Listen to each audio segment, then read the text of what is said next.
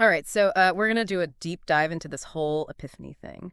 I think it's one of those things that we kind of gloss over sometimes, caught up in the holidays and all that, but there's like a real depth there when you really start looking into it. So we've got articles and some insights from experts. I think we're really going to unpack some interesting stuff here. Absolutely. And I think what you said about sort of glossing over it really resonates because, we have the date circled on our calendar, but it's so much more than that. Right. It's really a portal or a symbolic gateway that leads us to a deeper understanding. Ooh, I like that. A portal. Yeah. Yeah. Makes you want to like step through it, Right. It's interesting. Even the word itself, epiphany, it comes from the Greek Epiphaneia, which means appearance or revelation. Exactly. So it's like something that was hidden and then bam, it's brought to light. Yeah, that idea of hidden truths being revealed is really at the heart of the whole, the Epiphany story. It is. And I think about, those wise men, the Magi, journeying to Bethlehem. I mean, that's such a classic image, right? It is.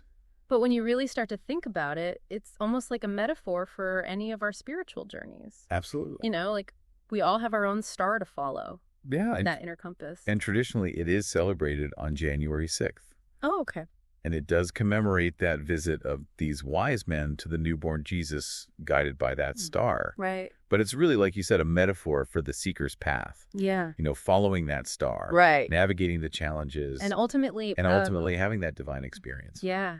And each of those magi is said to represent like a different quality, right? Like intellect and willpower. Exactly. So it's not just about following our star. We're being asked to bring our whole selves to the party, right? Yeah. To bring your whole self to the journey. Right. Head, heart, and gut. Exactly. And there are 3 of them. Yes. And the number 3, in so many traditions represents this wholeness. Yes. The union of like body, mind, spirit. Right. And, the Magi, in their journey, they're symbolic of that alignment. Mm-hmm.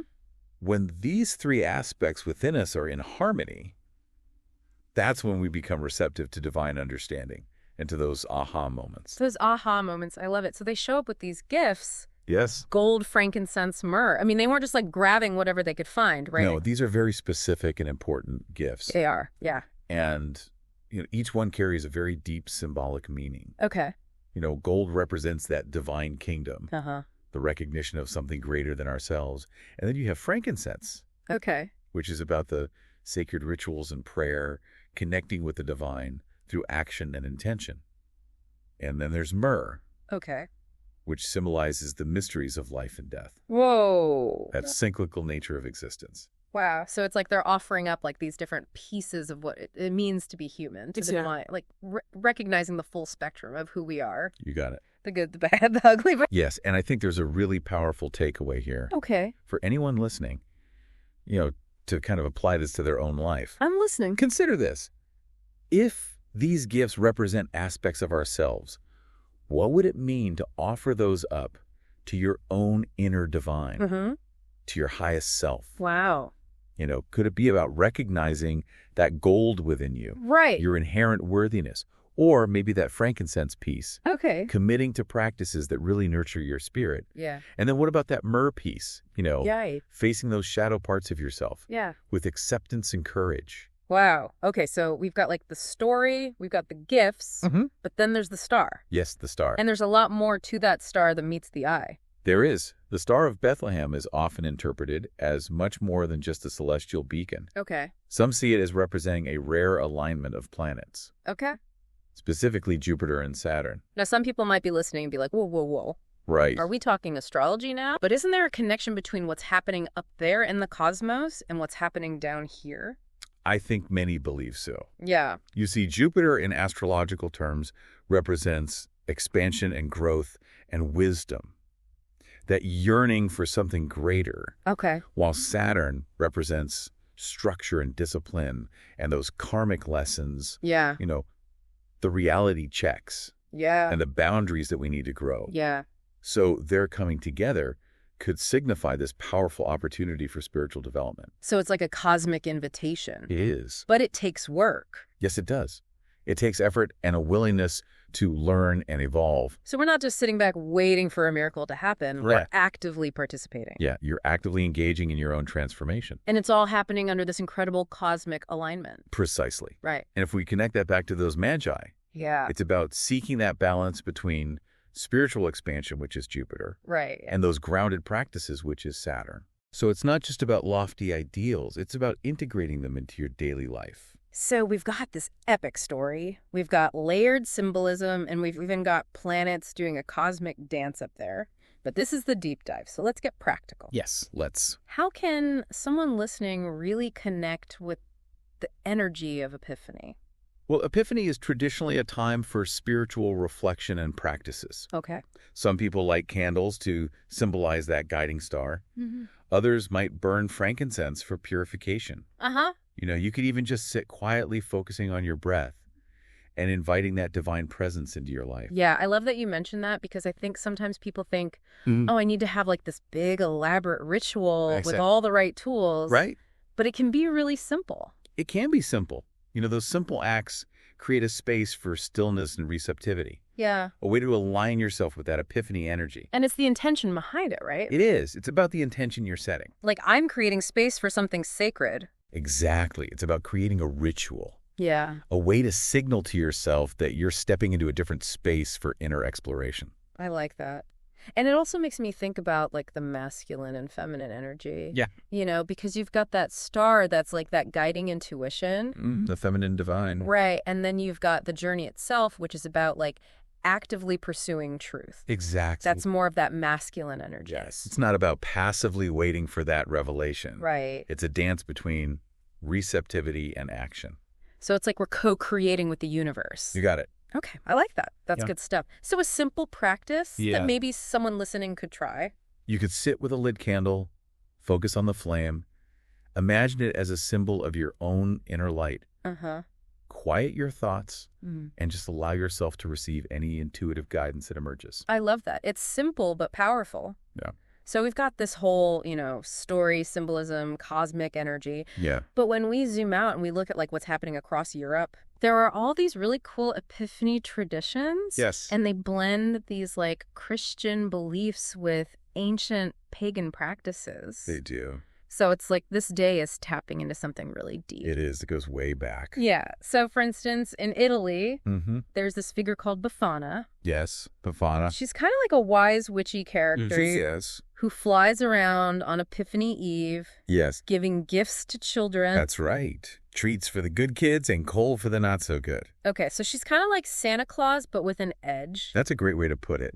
But she's more than just a holiday figure. Okay. She really embodies that archetype of the wise woman, the holder of ancient knowledge, the one who understands those cycles of life and death. So it's not just about, good and bad. It's about like understanding the wholeness of it all. And that wisdom can come in very unexpected packages. And that there's magic to be found in embracing all of it. That's right. Yeah.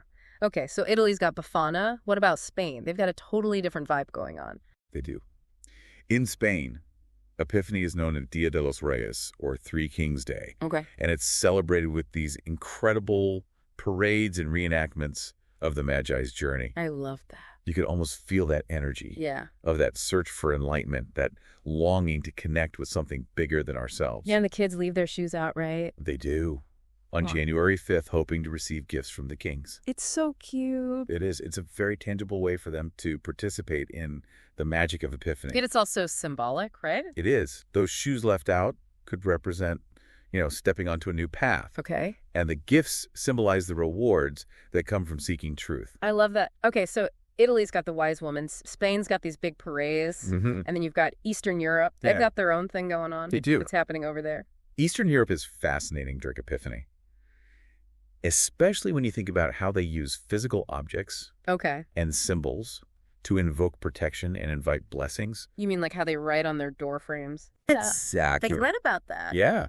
In countries like Poland and Hungary, it's traditional to inscribe the initials of those three kings, Caspar, Melchior, and Balthazar, above doorways, along with the year. It's almost like, how some cultures have those evil eye charms? It is. To ward off negativity? It's a great comparison. Yeah. It's about consciously setting an intention for protection and blessings for the year ahead. I like that. And they also do a lot with water, right? Yes, water plays a really significant role. Tell me about that. Well, in many Orthodox Christian communities, priests will go out on Epiphany and bless rivers, lakes, even wells. Wow. They transform that water into what's considered holy water. Okay. And it's believed to have purifying and protective qualities. Even if you're not religious, I feel like there's something about water that just feels cleansing. Absolutely. You can almost feel the weight of symbolism when you see those rituals. Mm-hmm. And if we go a little deeper, water often represents the flow of emotions and the subconscious and esoteric practices. So the ritual of blessing water could also be seen as a way to cleanse and renew our inner world. Our emotional landscape. Exactly. Oh, I like that. It makes you think about all those traditions about, leaving the old behind and stepping into something new. Mm-hmm. And it reminds me, I read about some really cool traditions in Hungary around Epiphany. Oh, yeah. Hungary has some very rich Epiphany traditions. Yeah. It's a time when they really mark the end of the Christmas season and the beginning of what they call Farsang, which is this pre-Lenten period leading up to Easter. So there's a lot of symbolic action that goes on. Okay, give me the details. I'm ready. So like in other parts of Eastern Europe, you have the priests going from house to house, sprinkling holy water, and they inscribe G plus M plus B above the doorways. But in Hungary, those letters represent the Hungarian names of the three kings. Okay. Gaspar, Meniherd, and Boldasar. Wow. But it's the same idea, Yeah. Inviting protection and blessings into the home.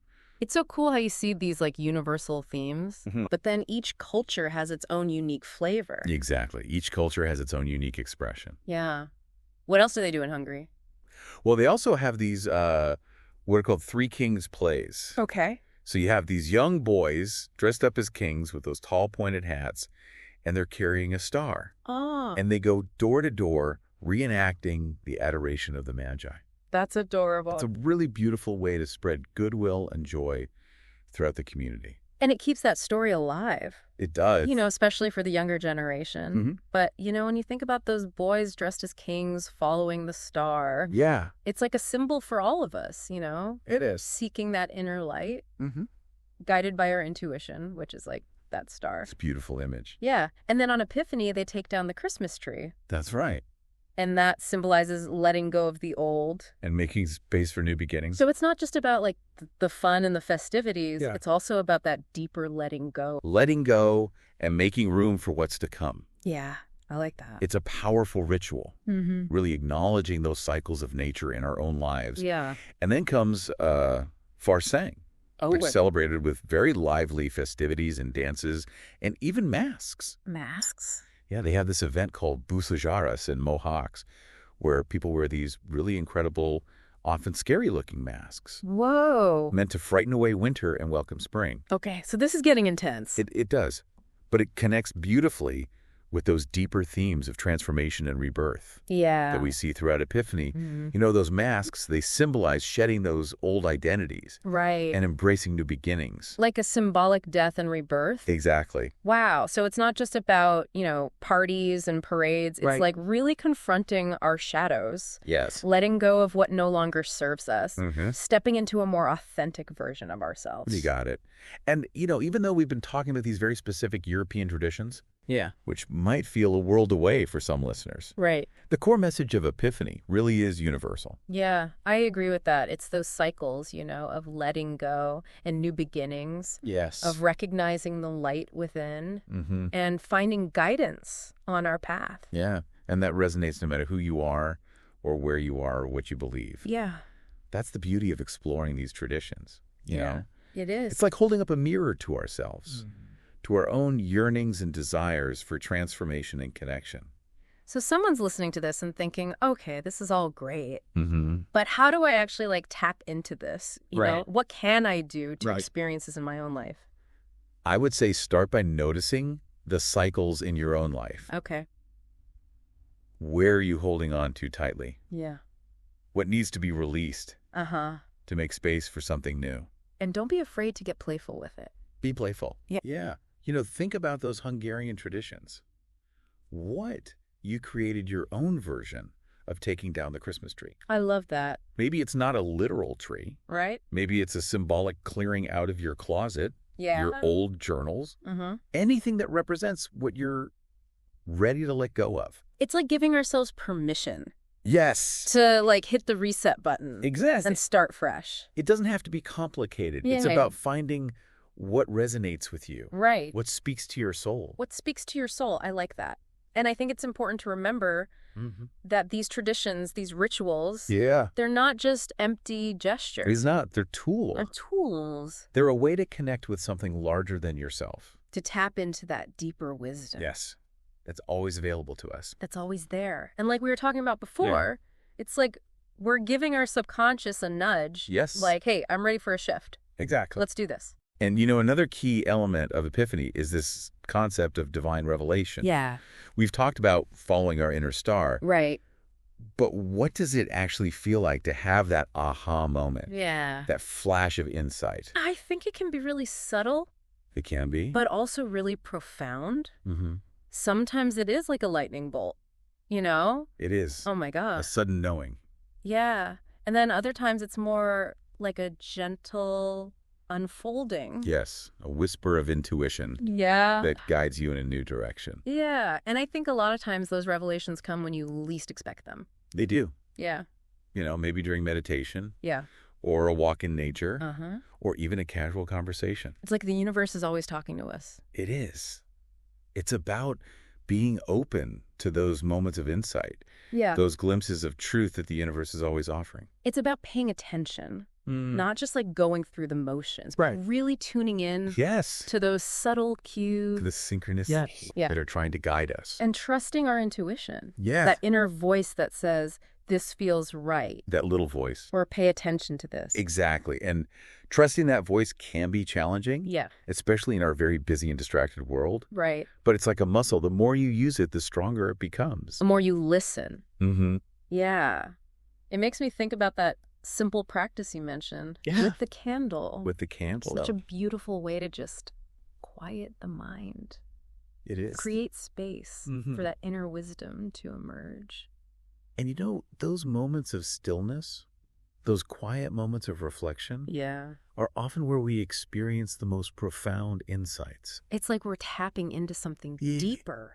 A deeper well of knowledge. Yeah. A connection to something greater than ourselves. So it's not just about like personal growth or self-improvement. It's about connecting with something transcendental. Yeah. Something that expands our consciousness and helps us to remember who we truly are. It's like we're all on this journey of remembering who we truly are. Yes. Spiritual beings having this human experience. That Epiphany, with all its symbolism and traditions, offers us a glimpse into that potential for transformation and awakening. It's a reminder that we're all connected. Yes. We're part of something so much bigger than ourselves. And that we are capable of experiencing those aha moments. Yeah. Those flashes of insight that can change everything. And it's not just like a one-time thing. It's not. It's a journey that unfolds throughout our lives. Yeah. With each experience, with each challenge, with each moment of grace. Epiphany isn't just a day on the calendar. It's not. It's a way of being. It is. It's about approaching life with curiosity, openness, and a willingness to see things with new eyes. Embracing those moments of revelation, those glimpses of truth that light up our path. And lead us closer to our true selves. And those moments are available to everyone. You just have to be open to receiving them. Exactly. Okay, so we've covered a lot of ground here. We have. From like the historical and spiritual significance of Epiphany to all these diverse traditions across Europe. Yeah. And even like some pretty esoteric interpretations. And I think what's really clear is that this celebration, it's so much more than just a day. It is. It's really about embracing a mindset, a way of being that invites those aha moments into our lives. I'm glad you brought that up because it leads perfectly into what I think is one of the most important takeaways from our deep dive today. Okay, I'm ready. It's this... Epiphany is more than just a holiday. You know? It's a way of life. Okay. It's about really cultivating a sense of wonder and embracing transformation learning to trust that inner guidance. So it's not just like, oh, I got to do this thing on this day. Yeah. It's like really embodying that energy throughout the year. Yeah. Hey, you know, it's interesting. All these traditions and rituals we've been talking about, they're not just empty gestures. Right. They're tools that can help us connect with something larger than ourselves. Yeah. To tap into that wellspring of wisdom that's always available. It's like giving our subconscious a little nudge. Like, hey, we're not alone here. You got it. We've got the universe. We've got our intuition. We've got each other. And, you know, that's what makes Epiphany so powerful. It's a celebration of interconnectedness. Yeah. Of our shared humanity and our ability to grow and transform. Okay, so someone's listening to this. They're feeling inspired. And they're like, all right, I want more of these aha moments. Yeah. What can I do? How can I bring this into my life? Yeah. What would you tell them? I'd say start by paying attention. Be aware of those subtle nudges you get, those synchronicities that seem to guide you in a certain direction. Like when you see the same number over and over again, or you run into the same person a couple of times. And you're like, okay, universe, I'm listening. What are you trying to show me? Exactly. Those little breadcrumbs can lead you to amazing discoveries. I like them. And don't be afraid to follow your intuition, even if it doesn't make logical sense. Trust that inner voice that says, go this way, or pay attention to this. It's like taking a leap of faith. It is. You got it. And trusting that the universe has got you, even when you can't see the whole picture. And remember, it's not about having all the answers. Yeah. Sometimes the most profound revelations come when you embrace that mystery. When you're willing to sit with the unknown and trust that clarity will emerge. That can be hard. It can be. But that's where the magic happens, right? It's where the magic happens. And don't underestimate the power of asking for guidance. Okay. You know, if you're feeling lost or confused, reach out to someone you trust. Right. A spiritual mentor, or even just pray. Yeah. The universe is always listening, and guidance is always available. It's like sending up that flare. Like, help exactly. I need some guidance. And the universe, in its infinite wisdom, will respond. Yeah. It might not be the answer you expect, but it'll be exactly what you need. Exactly. And you know this journey. Yeah. It's not a straight line. It's not. It's not a straight line. It's twisty and turny. Twists and turns. There are moments of like, oh, I get it. Yes. And then you're like, wait, what? Exactly. It's all part of the process. It's all part of the process. So be patient with yourself. Embrace the journey and trust that you're right where you're meant to be. Yeah. And celebrate those breakthroughs. Yes. Those moments where it's like,